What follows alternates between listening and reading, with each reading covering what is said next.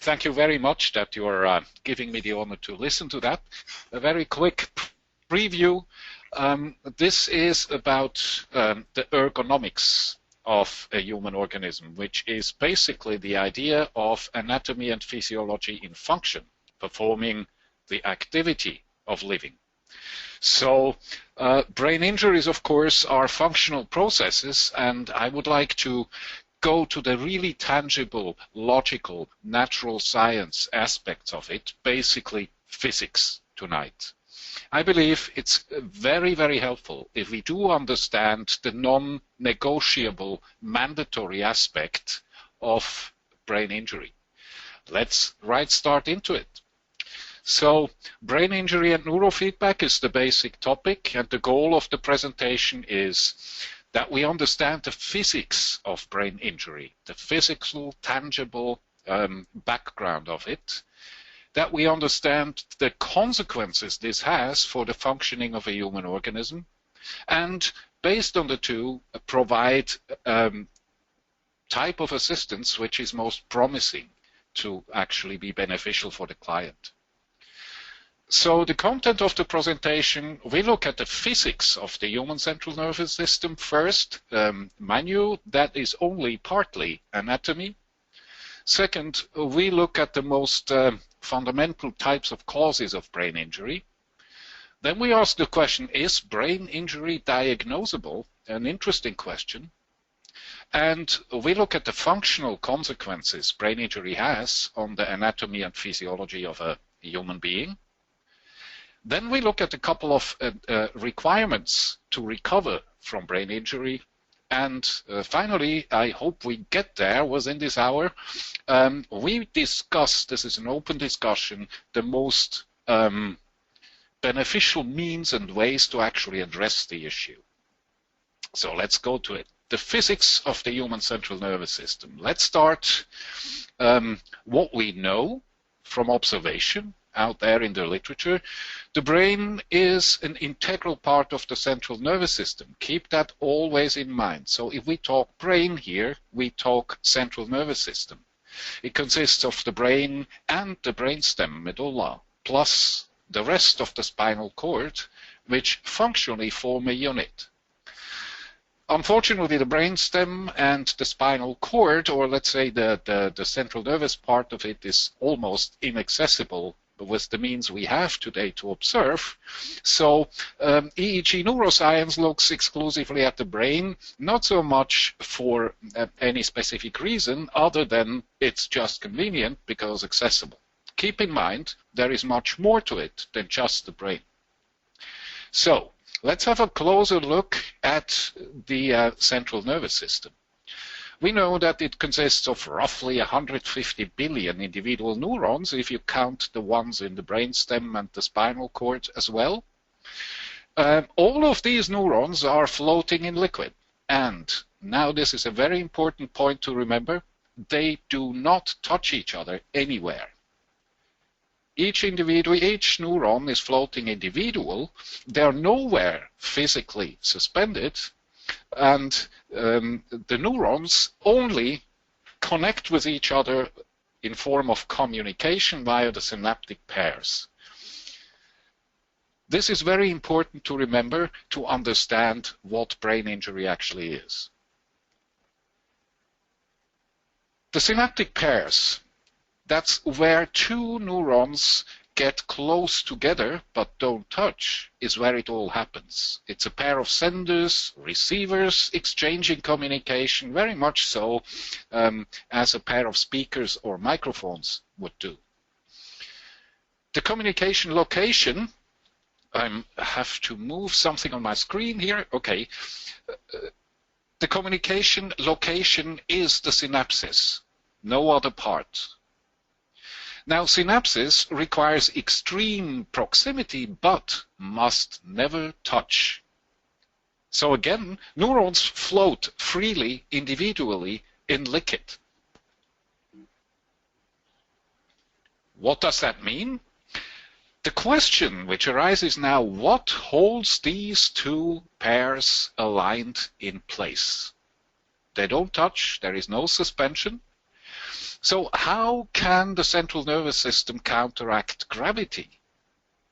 How can it prevent all these 90 billion neurons to gradually drift down to the bottom of the skull?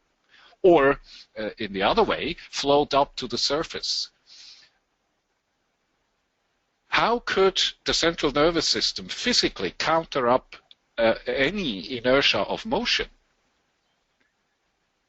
The physics of counteracting gravity are very simple. There are two ways which allow this on this planet. One way is a mechanical support or a suspension, and the other way would be buoyancy or floating. Obviously, by observation, we know there is no mechanical support. There is no suspension. No neuron is attached to anything.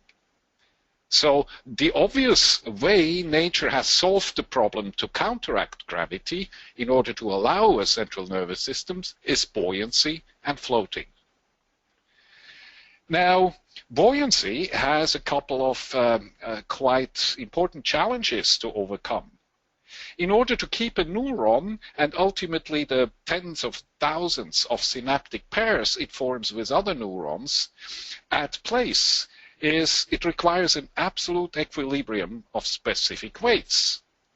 The liquid suspending the neurons up there in our head needs to be exactly balanced to the weight of the neuron, or else it starts either floating down or floating up, and the synaptic clefts are separated.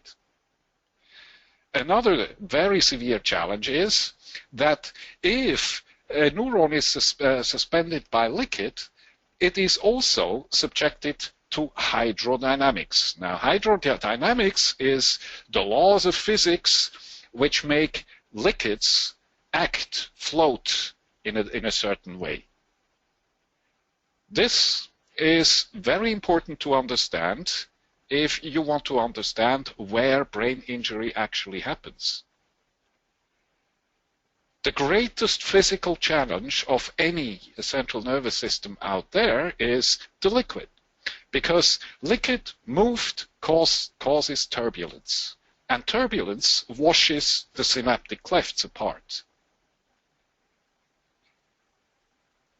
If that happens, the entire system of the central nervous is interrupted because it functions only by neurons communicated with. A single neuron is of no use. So how does nature, what physical possibilities do there exist to actually avoid turbulence in a moving liquid? The question is very simple. It's the bottle principle. A solid container. The solid container absorbs physical forces. You can test this out with a Coke bottle filled to the top, and you can shake it sideways, nothing happens. You can also drop a drop of ink into a bottle, fill it with water, drop of ink inside, and shake it. The ink doesn't disperse. So the bottle principle is the only way which makes it physical possible, a solid container, to absorb the physical forces of motion within the central nervous system and allows motion of the entire system, the human organism, without disrupting synaptic connections. That's how the human bottle principle looks. Generally, the skull is fundamentally misunderstood. The skull does not primarily protect against outside forces, but the skull must at all times, every slight motion you do with your organism, against inside happenings. It is a absolutely mandatory component of the central nervous system. Without the skull, the liquid would spill and disrupt synaptic connections. It's physically necessary to have a bottle around the central nervous system, else it couldn't function. The skull is absolutely required to allow a human being any type of motion. Without it, the central nervous system would fall apart. The skull is, and together of course with the spinal bones, the vertebrae, allows at all the existence of synaptic pairs, and it's all physics. However, relatively, the skull prevents or provides very lousy blow protection. It isn't statically very well designed. Its primary purpose is indeed to keep the liquid which floats the 90 billion neurons inside the head stable enough to allow motion. On the other hand, our human bottle is 100% recyclable. The physics to avoid turbulence with the physical principle of a bottle works extremely well with homogeneous content. It works with incompressible content. However, it only works very limited with a human brain. And the reason is again very physical, the anatomy of the brain. The brain is anything but homogeneous. And the brain contains a lot of compressible parts. In other words, the brain has very different specific weights at different locations. And it is, there is an enormous system of ventricles containing different type of liquids within the brain. What does that do? It reduces dramatically the protective effect of a bottle when a human brain is moved at all. Any sudden motion whatsoever causes internal turbulence, which must, that it's non-negotiable, wash synapses apart. It may, under extreme cases, also tangle or twist neurons, or even break them. All this is not up to, does not only happen when we think about it, it's non-negotiable primary laws of nature. So let's look at the causes of brain injury. We have two fundamental causes. Physical forces, as we have already touched them right now, is one of the fundamental causes. Another fundamental causes of brain injury is biochemical environmental causes. The physical causes, they wash synapses apart. If the forces are more severe, they may even tangle or twist neurons. And if they are extreme, they might physically destroy neurons. However, whether the neurons are destroyed or tangled or twisted, the problem is they do not function in the network anymore. Hence, they are no longer available for the functionality of the brain. The biochemical environmental causes can be multifold. First of all, the environment for every neuron is not what happens out there. It couldn't care less. The environment of a neuron is the buoyancy fluid and nothing else. One of the causes which can cause neurons to become dysfunctional is, of course, supply shortage. If anything happens which reduces the amount of necessary supply in the buoyancy frequency, which is not the blood, which is separated from the blood by the blood-brain barrier. If there is a shortage there, of course, the neuron becomes less functional, hence less functional for the system. Another environmental condition which might reduce neuronal functioning is, of course, toxic hazards, heavy metals. We have named them all. And causing ultimately what is not so very well described scientifically, but very common in use, inflammation, oxidative stress, and so on. All reduce the functionality, hence synaptic pairs become dysfunctional. No matter what the cause is, either physical through turbulence or environmental, biochemically, it doesn't matter. All these causes are absolutely non-negotiable. There is nothing we can do. We cannot get around. If the conditions aren't there, the neurons can't function. And all these conditions are at all times cumulative. So you can have a physical turbulence-caused washed-apart synapses situation and toxic hazard and supply difficulties, which of course are cumulative, means it increases the effect. Now, what is brain injury? It is a very simple thing. Some neurons are out of service. That's it. The reason isn't all that important. The question is brain injury diagnosable? Can we find out whether this has happened? We have two types of primary diagnostic high-tech tools available at this moment.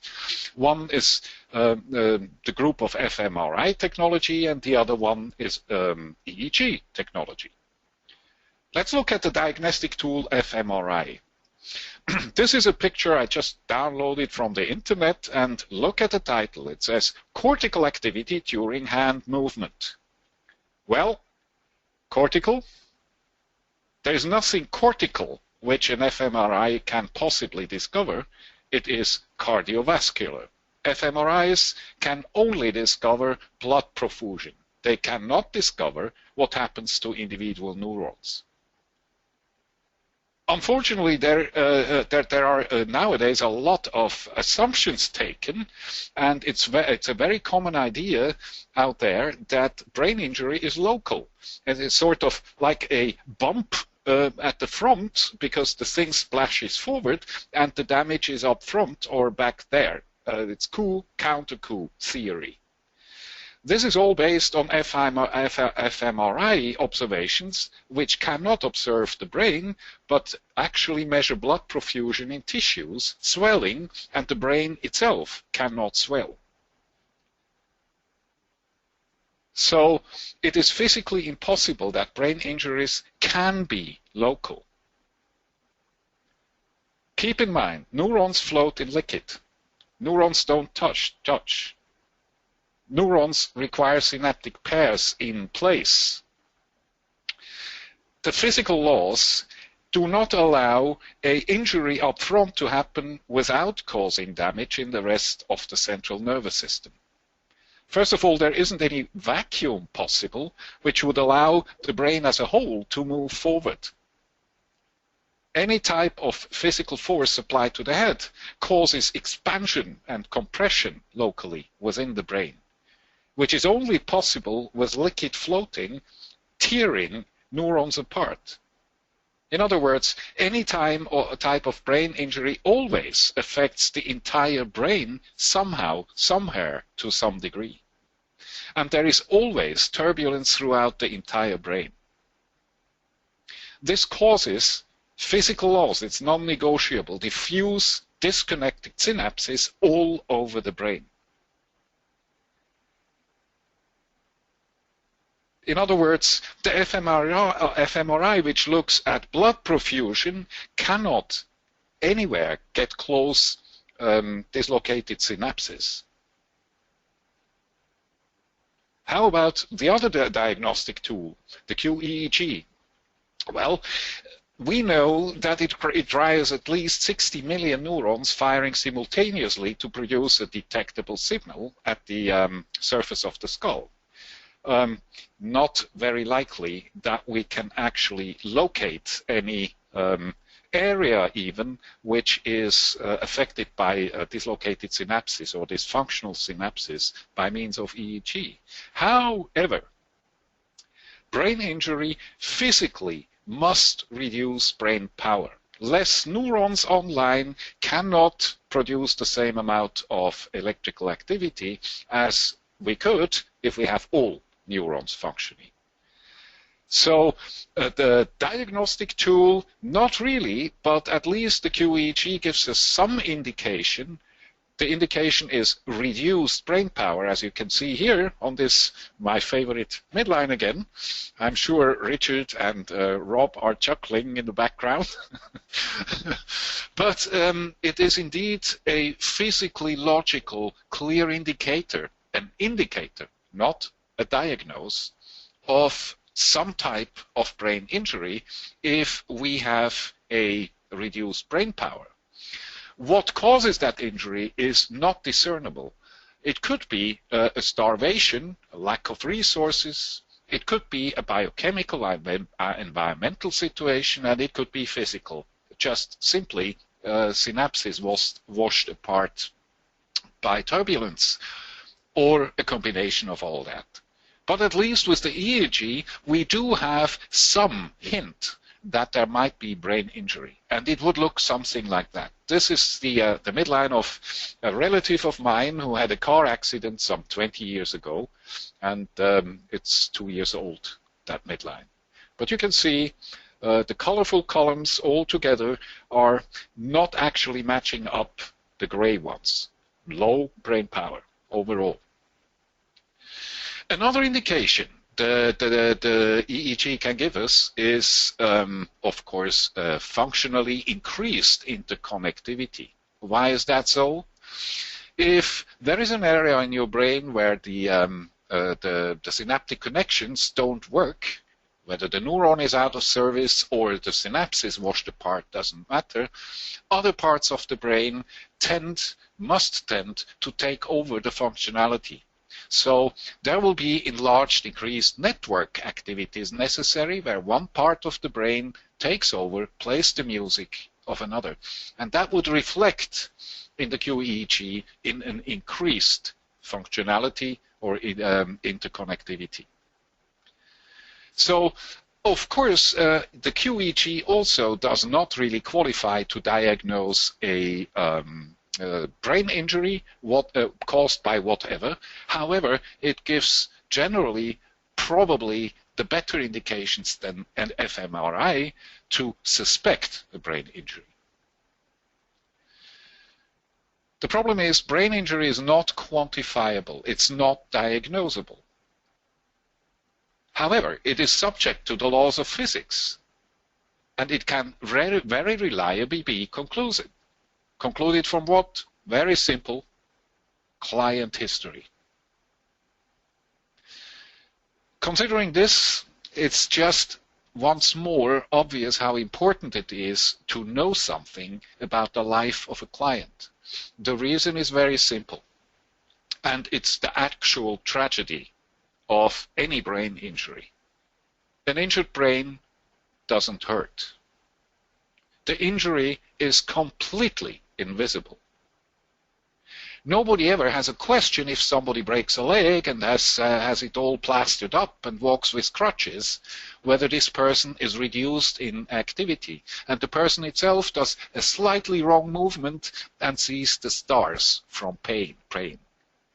However, a brain-injured person themselves cannot notice that they are brain injured. And that's the big tragedy of brain injury. We will see why in a second. For other people, whether it be us, the people trying to assist a brain injured person, or most significantly, those around the injured, do never ever have any clue that that person is actually brain injured. And this is the primary cause of, Rob, you might listen carefully now, the sleep issues which come along with a brain injury. But we come to that a little bit later. So again, brain injury can reliably be concluded from client history. As a rule of the thumb, if someone has experienced an external force, a movement, a motion of the head, produced by an external force, not by the muscles of that person themselves, it most likely causes brain injury to a certain degree. The human brain is extremely vulnerable, and part of it is upright walking. But that's a different story. Maybe I will present about the challenges in some other time. For now, let's look at what this the functional causes this brain injury has in any case. Let's recall brain injury just means some neurons are out of service. Now, what are the physical consequences of this fact? Keep in mind, every neuron is in contact, according to research, every neuron is in contact with every other neuron over only maximum 3 other neurons. If we translate this, one single neuron taken out of service potentially affects 10 billion network patterns.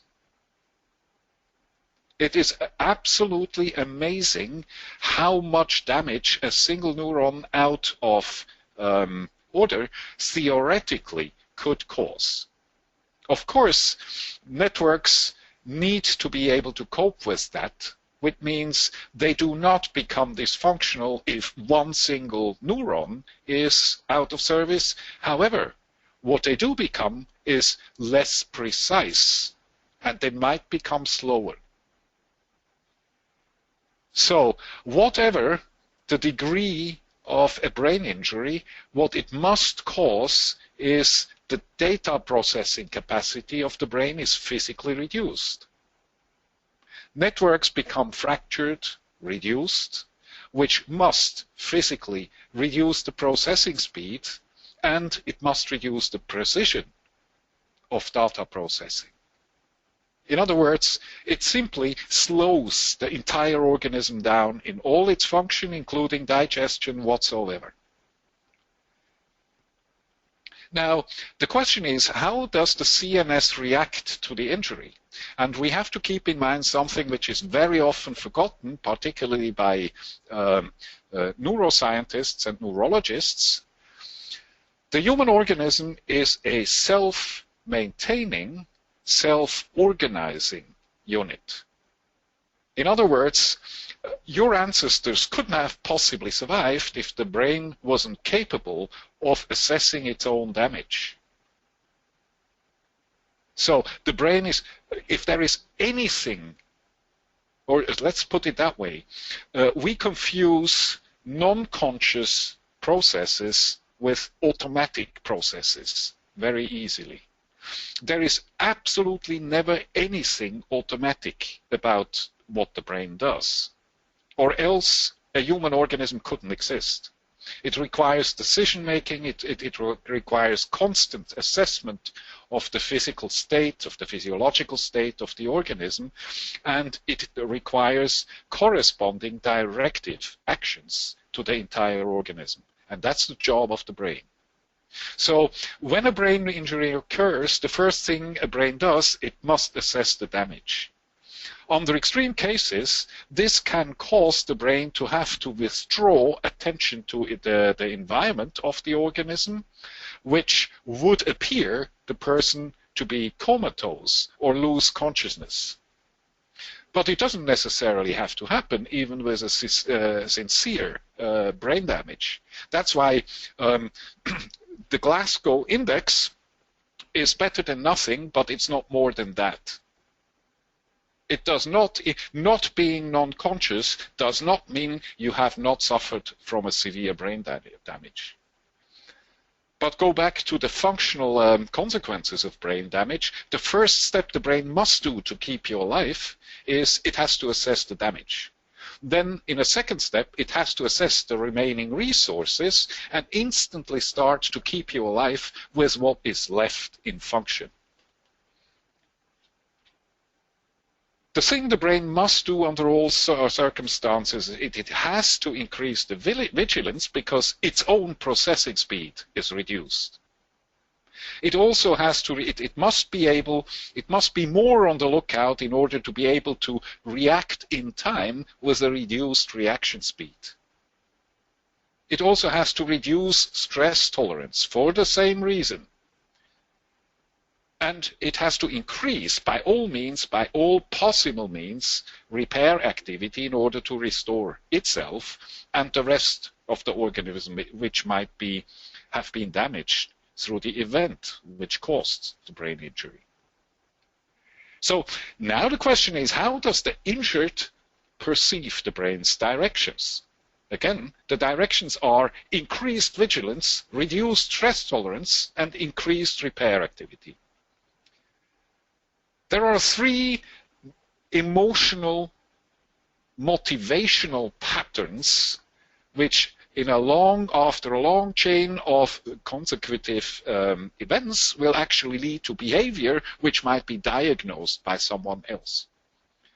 Increased vigilance would probably be perceived by increased anxiety, increased worries, increased rumination patterns, a general over-arousal of the organism, which is measurable also by EEG, and an increased performance pressure. In other words, social patterns become more impacting, and so on. Social competence might be reduced because the increased vigilance causes overreaction. The reduced stress tolerance has another pattern of diagnosable behavioral or emotional situations. It must increase irritability and anger. It increases the amount of panic attacks which can happen. And it, of course, increases patterns of active and passive aggression, etc. Keep in mind, all these are physical necessities, healthy reaction of an injured organism. The increased repair activity is by far the most frequent consequence of known cases of brain damage statistically. It comes along with dizziness, fatigue, headaches, difficulties to focus, depression, etc. All these are motivational drives to actually shut out interaction with the environment and instead use the resources to repair what's damaged. The human organism, like everything else out there, has only so and so much resources, and it's oftentimes either or. Either you're accurate and focused, or you do repair. So the indication that statistically the most common, in particular also with light head injuries, the most common symptoms, if you want to call them, they are not symptoms, they are guided motivations created by the brain, are dizziness, fatigue, headaches, difficulties to focus, depression, etc. A kind of a heretic remark. If you find anything here, it's probably caused by head injury. And it is a healthy, normal, reactive response of a functional organism. What is required to recover from brain injury? Well, the recovery process is strikingly simple. Neurons are out of service. The brain needs to rebuild synaptic pairs, and it can do that. The process is a very common process out there in nature. It's a chemical affinity thing, where one neuron starts to send out a chemical signal into the supportive liquid around it. Another neuron receives it and is triggered to actually build a sort of an expansion in the direction where the liquid comes from, and gradually moves itself into position. While it does so, it also produces a transmitter which tells the original cell that the growing process from one side is in place. It's a very similar appearance as that which makes a sperm cell find an egg to fertilize. It's a biochemical affinity process. However, it's extremely slow. And this is the main reason why brain recovery actually takes so much time. It's an extremely slow process, and if you consider that one single neuron that has to be replaced builds up to 10,000 synaptic connections with others until it becomes completely functional in the network again, we can imagine how much growing effort on an extremely small scale is actually required to repair. But it's a normal process, and it always happens if the injured allows it to happen. And that's the biggest problem with an affluent, domesticated lifestyle. If the injury is so severe that individual neurons are actually broken, they have to be first replaced, of course. We know there is quite conclusive research here that the brain continuously produces stem cells and they are transported into place. And once they are there, the synaptic connection building process starts again. We call that neurogenesis. The first part, bringing neurons in place, is called neurogenesis, creation of new neurons. However, having them there doesn't help anything. They need to connect and reconnect with the network. So this requires a use of the newly, freshly built synaptic connections, and that happens best by simply using those connections. This is neuroplasticity. Of course, in order to allow the brain to recover from a brain injury, there are a couple of very specific behavioral conditions which must be met by the entire organism.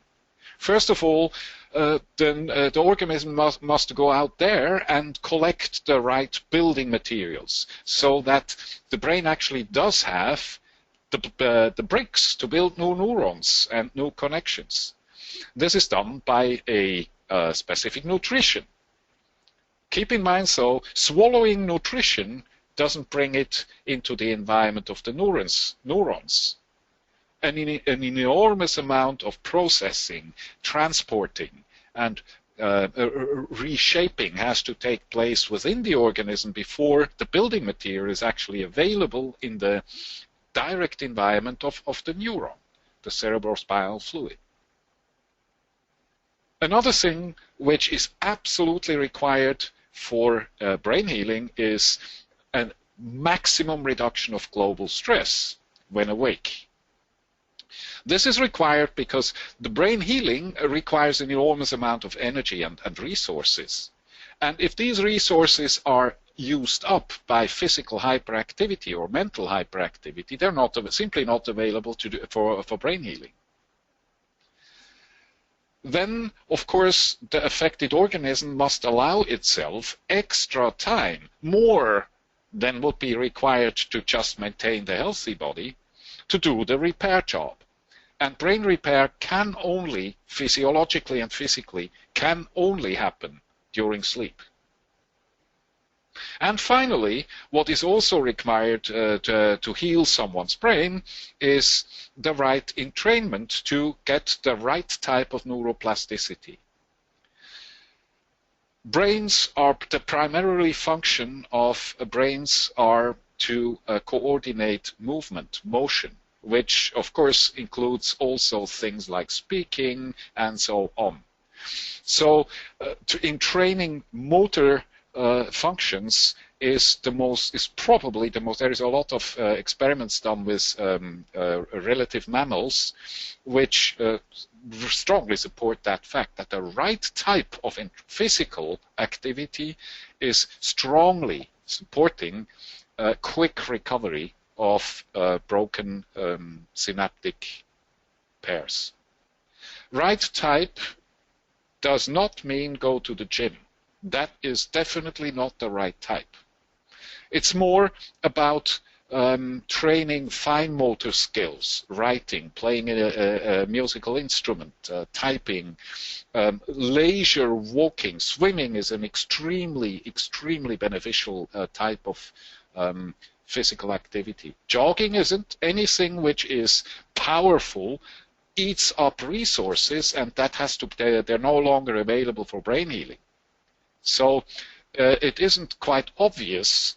It's not any type of motion which supports brain healing. There are a lot of types of physical activity which actually are contradictory. Now, lastly, before we come, I hope we still have a minute or so for questions, but there is this myth out there that brain injuries cause sleep issues. The myth is understandable because many people who suffer from brain injury, actually statistically the huge majority actually also suffers from sleep issues. However, if brain injuries would cause sleep issues, we would not have any ancestors and would not exist. It's functionally impossible. Brain healing requires extra sleep, and a brain injury would be an instant death sentence if the brain injury itself could possibly cause sleep issues. Obviously, there are sleep issues connected with brain injury. So what causes them? Keep in mind, the brain indicates every brain injured its need for extra rest, with dizziness, fatigues, headaches, difficulties to focus, depression, and so on, all motivators which would naturally cause a person to shut off, lie down, and do some brain healing.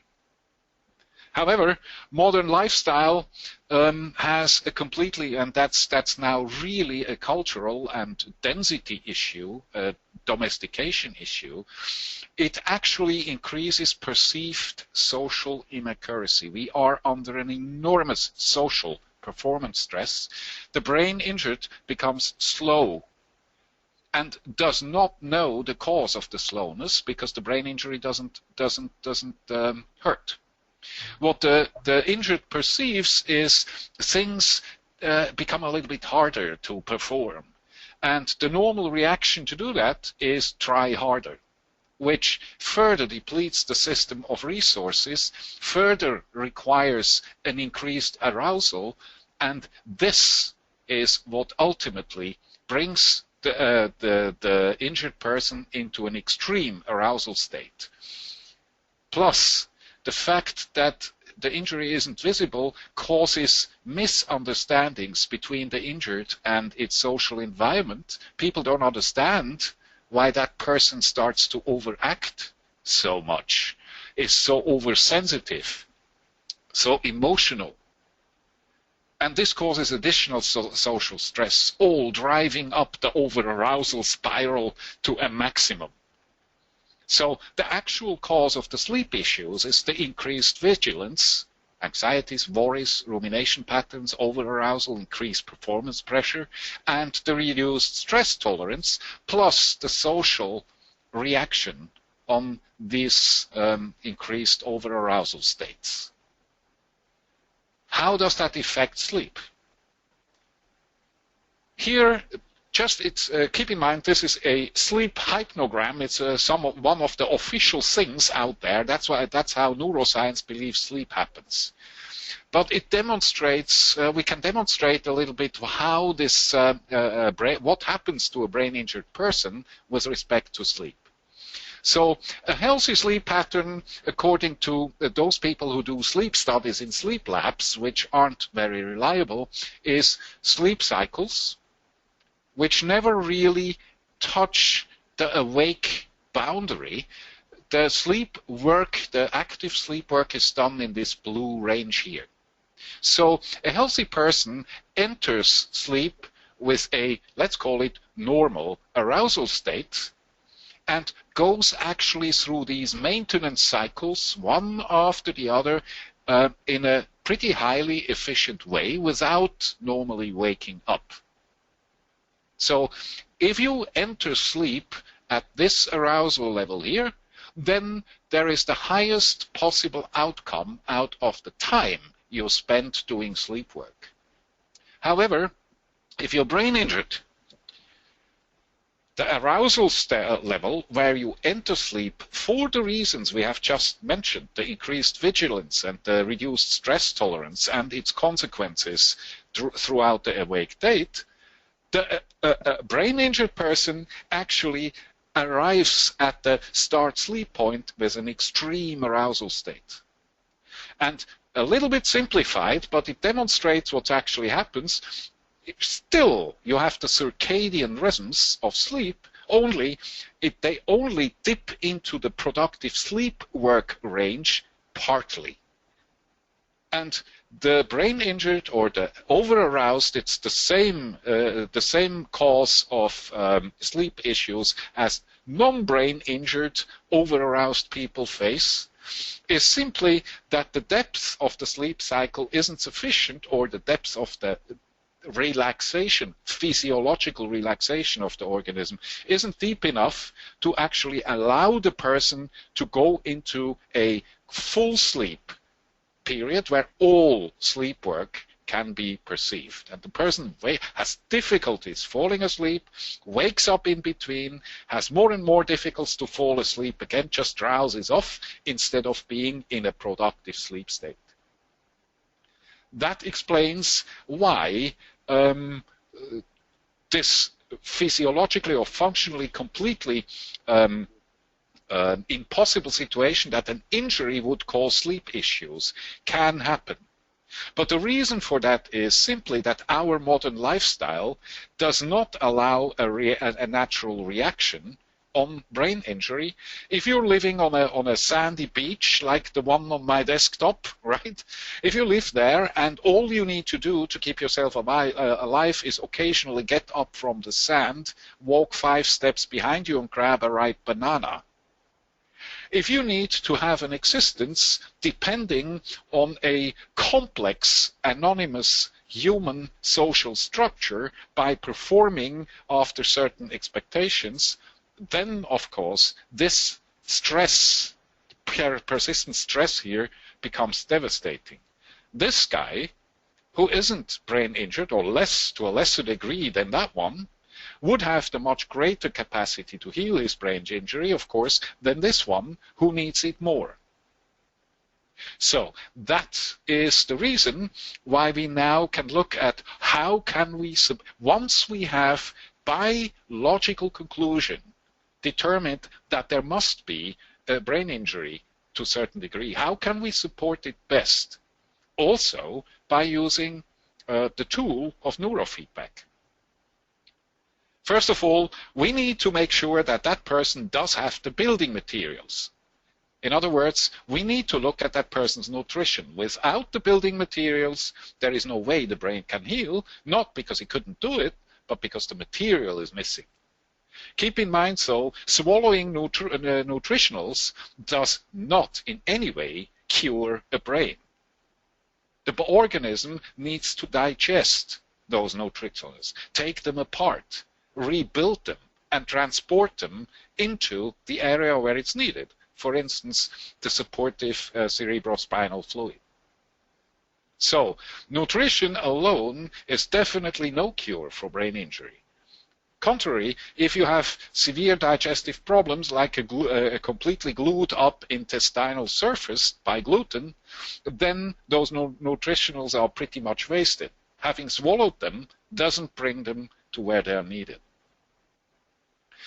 The most important, by far the most important component of healing brain injury is to help your client accept the injury and become aware of it every moment of active life.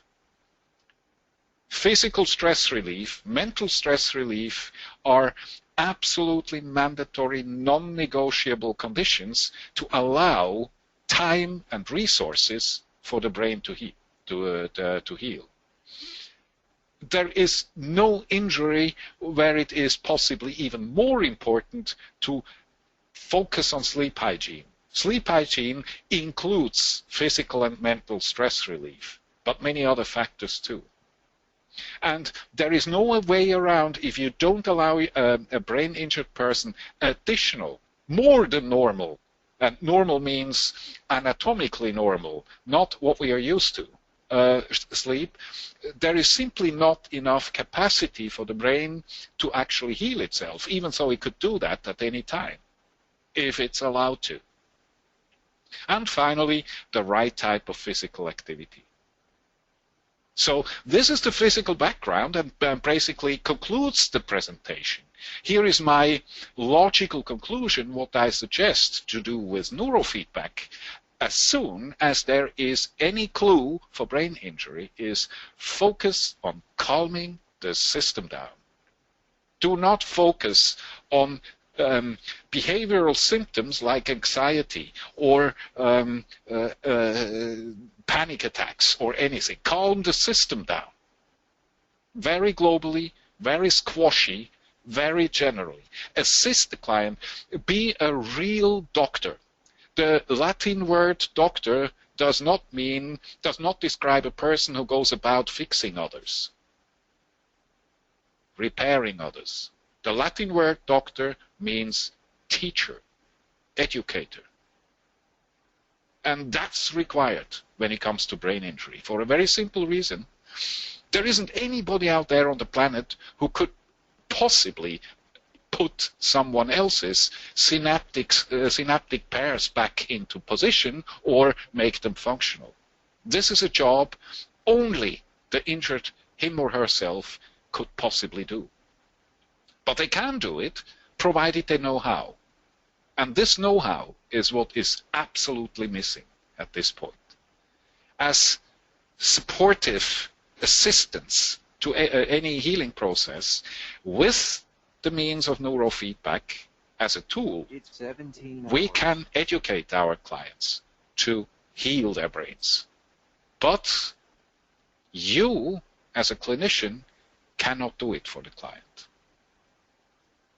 Okay, so that concludes actually my presentation, and if I still do have an audience, I'm now open for questions. Martin, this is Rob. A while back, and I didn't want to interrupt you, Dr. Harris noted, or she said, you made a comment about the fontanelles don't fill the bottle principle, and she said it doesn't make sense with kids. And Elizabeth, if you can maybe rephrase that, because I'm not doing very well with it, but maybe if you got the question, and Martin, that's it. Doesn't make sense. Kids with fontanelles don't fill the bottle principle. So that's all I can. She wrote that to me. Okay, fontanelles. Could you explain a little bit more what the term means? I might not capture it. I understand cavities, extra cavities, right? I don't know. It's not my question. Dr. Harris, if you're online with us still and you can speak, it'd be good to have you kind of ask this question, because I'm not doing a great job here. Can you hear me? I can hear you, but I see she's here, but I don't hear her speaking. Is she, Richard, is she unmuted? I'm looking to see. Elizabeth Harris. Oh, she says she just wrote me. She has no audio, so she's. Oh. Okay, so Dr. Harris, you can hear us at least. Email Martin your question directly, because I'm not doing a good job. You just wrote a sentence, and I was reading it word for word, and we're not quite making sense of it here. So I'll let somebody else ask questions then. By the way, this is Rick. Martin, just to clarify, so the fontanelles, the fontanelles are the soft parts of the skull where the skull is not complete in children. The skull has to ossify. Yeah, but that happens with. So those are the fontanelles. You know what I'm talking about now? Yeah. There's the zigzag. They form the zigzag lines across the skull once they're fortified, right? And they need to be open in order to pass through the burst channel. Keep in mind, yes.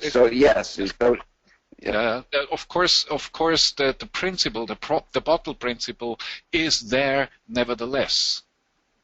It's just an extreme weak point in the evolution of a human being, the birth.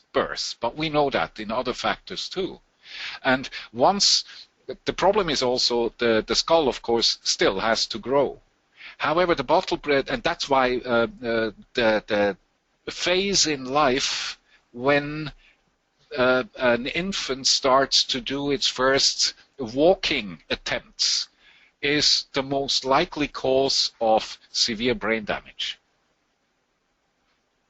That's the point where a still weakened and a partly not completely bottled skull hits the ground or hits the leg of a chair or whatsoever. That causes severe damage. However, the brain is in that phase still in a process of growing, which will last another, let's say, 24 years.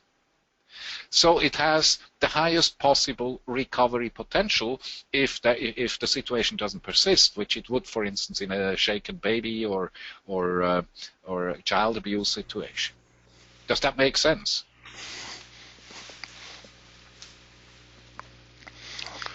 Unfortunately, yes. Did you? Yeah, go ahead. I think that was just a yes. The juvenile brain is sometimes very susceptible to an exaggerated response too. So there's a juvenile traumatic brain syndrome where a young brain actually can create more inflammation than normal. Yeah. So it works both ways. It's you know this. Anyway. Yeah, go ahead. Go ahead. Anyway, that's not my question. I have another question. The main issue with traumatic brain injury now seems to be whether or not somebody should rest. You want to calm the system down, or they should go back to work and study and do all of those things. So should they be active, or they should be rest? Now, based on what you know about traumatic brain injury, what is your recommendation? Oh, there is should the brain just rest? There's absolutely no question about that, Rick, and it's a very simple question of resource management. Okay, so there is no. The worst thing somebody can do is go back and pretend to be healthy. That is really active. Yeah, but there is but you're right. You seem to make it simple, but there really is a lot of controversy about it because there's quite a bit of evidence now that people do better if they actually stay more active. Rick, the thing is, it is damaging to lie on the sofa 24 hours and not move. The reason is, the reason why I see your point. I see your point. Yeah, the reason why we functionally don't have do need to have a brain. Every mobile creature on this planet must have a central nervous system. And the reason why this is because functionally the organism needs to be coordinated. So if you want to induce neuroplasticity, you need to use that coordination capacity of the brain. The more you use it, the better it goes. However, the issue with brain injury is if you use the organism in a way which costs resources, which consumes resources, these resources are not available for the brain healing. See? So that's why, yes, being physically active leisurely is beneficial. You have seen that with the rats. You've demonstrated this very, very nicely with the rat study, Rick. Certain types of activities, yes, which relieve relieve physical load on the central nervous system and increase its bioelectronical load, is in fact promoting the growth of new synaptic connections, while anything which is causing stress on the organism is directly through adrenaline, norepinephrine, and so on, inhibiting the healing process. See? It's inhibiting digestion, and it inhibits the healing process, apart from the fact that it consumes an enormous amount of resources in terms of fuel and oxygen, which isn't available for the healing process. And it increases arousal. So going back to work, which is usually a source of enormous social and performance stress, is definitely not something I would recommend. However, I would also not recommend to lie on the sofa inactive. I would recommend get a dog, go walking with it an hour. And in between, if you have time, go leisurely to float in the swimming pool. Okay, Martin, I think we're about out of time. In fact, we're about eight minutes over.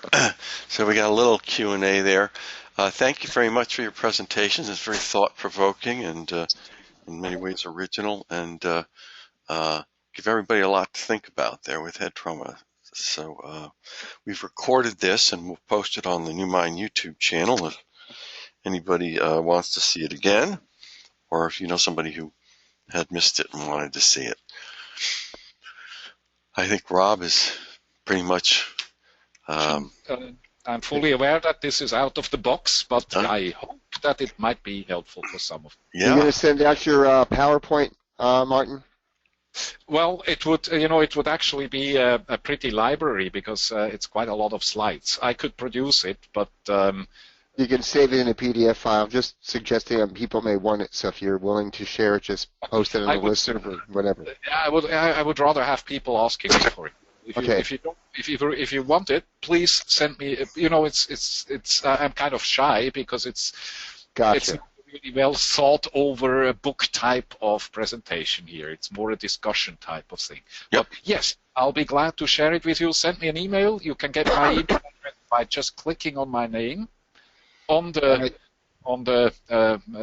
presenters panel there. Just click on my name and copy the email address. All right. Thank you. All righty. Richard, feel better. Yep. Hope you feel better too, Rob. Everybody have a great evening. Bye. Yes, you guys heal well and fast.